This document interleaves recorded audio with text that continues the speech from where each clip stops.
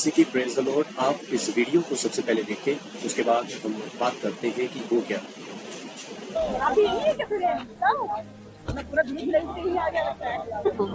आराधना में लीन थे, लेकिन कुछ ये असामाजिक जो लोग हैं वो आ करके जबरदस्ती हमारे चर्चों के अंदर में आकर के इन्होंने हमला करना चाहा। इन लोग मस्जिद में जाकर के इस प्रकार का हरकत करते हैं क्या हम उनके देवी देवताओं के भक्तों को हम क्या इस प्रकार से अलग करते हैं क्या? तो फिर क्यों ऐसा किया जा रहा है? देश के संविधान अब इस जगह पे हो क्या रहा है कि कुछ लोगों ने चर्च के लोगों के ऊपर हमला किया है।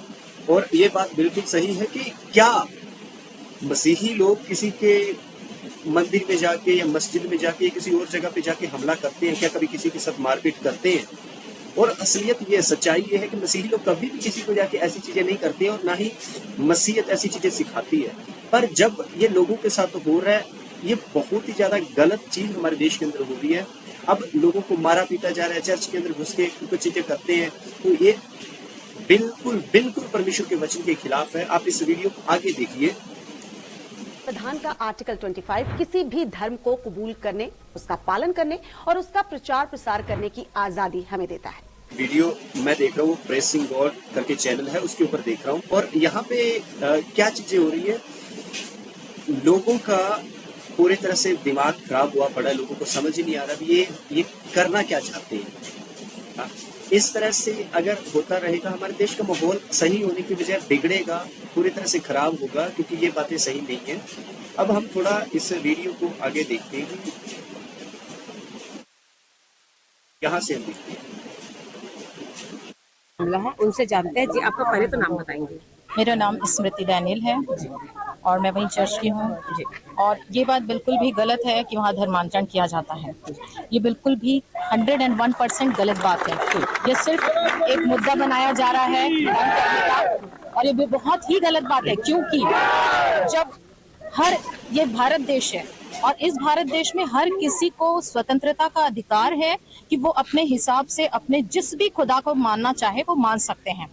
और हमने वहाँ किसी को बुलाया नहीं, सब अपनी आस्था से वहाँ पे आते हैं। और अभी जैसे क्या हुआ था? अभी ये हुआ था कि हमारी आराधना चल रही थी, जैसे संडे को चलती है, और हम अपनी आराधना में लीन थे, लेकिन कुछ ये असामाजिक जो लोग हैं वो आ करके जबरदस्ती हमारे चर्चों के अंदर में आकर के इन्होंने हमला करना चाहा। इन लोगों ने अपने हाथ में पत्थर रखे हुए थे और उन्होंने हमले भी किए। हमारे चर्च के लोग आहत भी हुए, जो बहुत गलत बात है।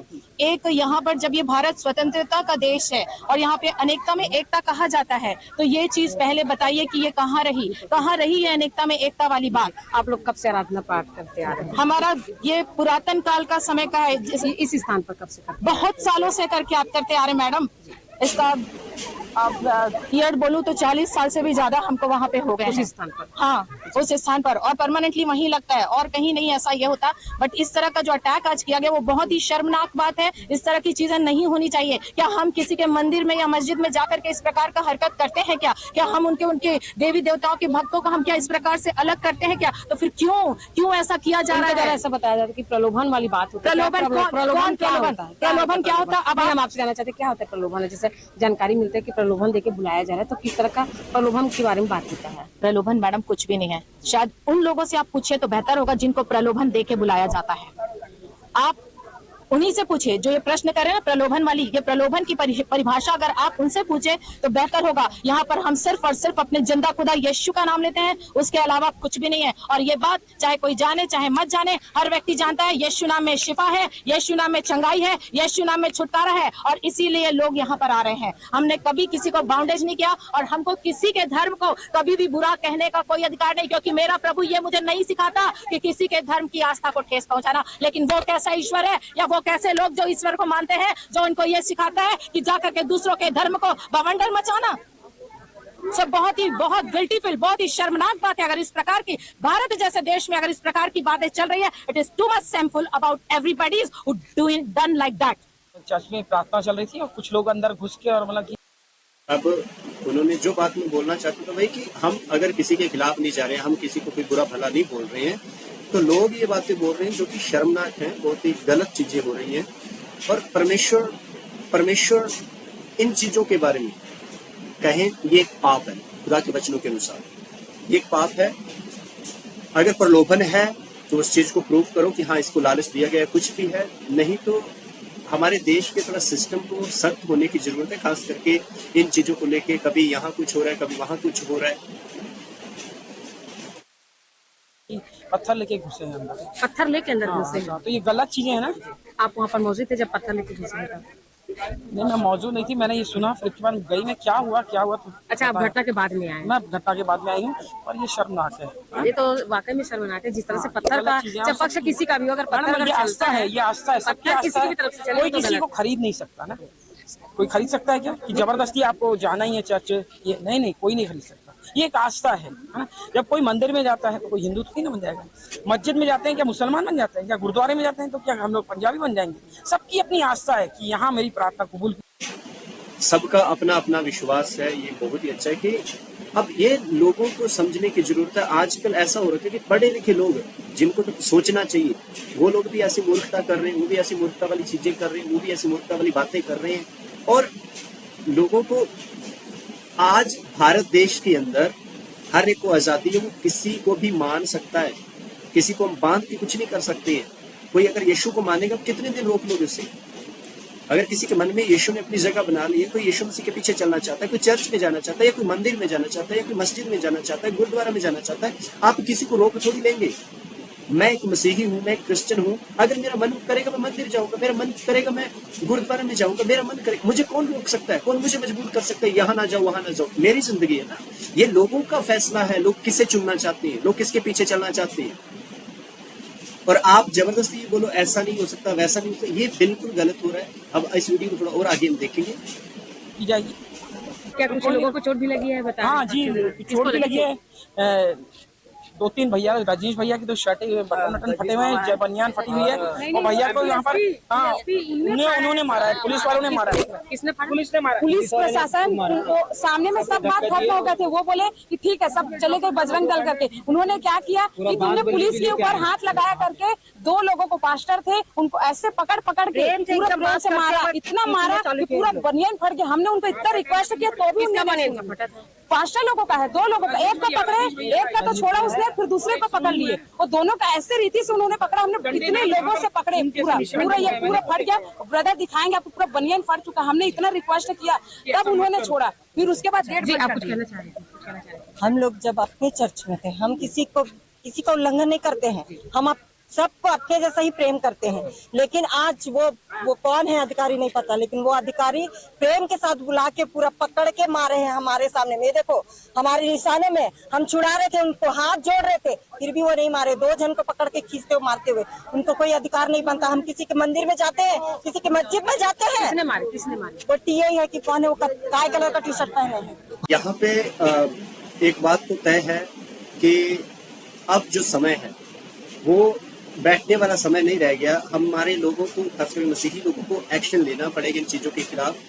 हमारे दूसरी बात यह है कि सुनवाई बहुत कम है, मसीही लोगों की सुनवाई बहुत कम है। पिछले दिनों में मैं एक वीडियो देख रहा था जो यूट्यूब के ऊपर डाला था, किसी ने हिंदू लोगों के ऊपर हमला हुआ है, उन्होंने उसी वक्त उन्हें अरेस्ट किया, सब कुछ हुआ। पर जब मसीही लोगों के साथ ऐसा हो रहा है, वो चीजों को बहुत हल्के में ले रहे हैं लोग। पता नहीं क्यों ये चीजें बिल्कुल मूर्खता वाली हो रही हैं। पर हमारे देश के अंदर हर एक को किसी को भी मानने का हक है, किसी को भी मान सकता है। अगर कोई नास्तिक बनना चाहता है उसे हक है, वो बन सकता है, वो किसी को ना माने, वो किसी को ना माने। अगर किसी को नास्तिक बनना वो बन सकता है। पर आज हमारे देश में धक्का जबरदस्ती हो रही है और ये गलत है। और हम अपने लोगों के लिए यही प्रार्थना करते हैं कि परमेश्वर अनुग्रह तो लोगों को सिखाए, अनुग्रह दे लोगों को सिखाए ताकि सीखें।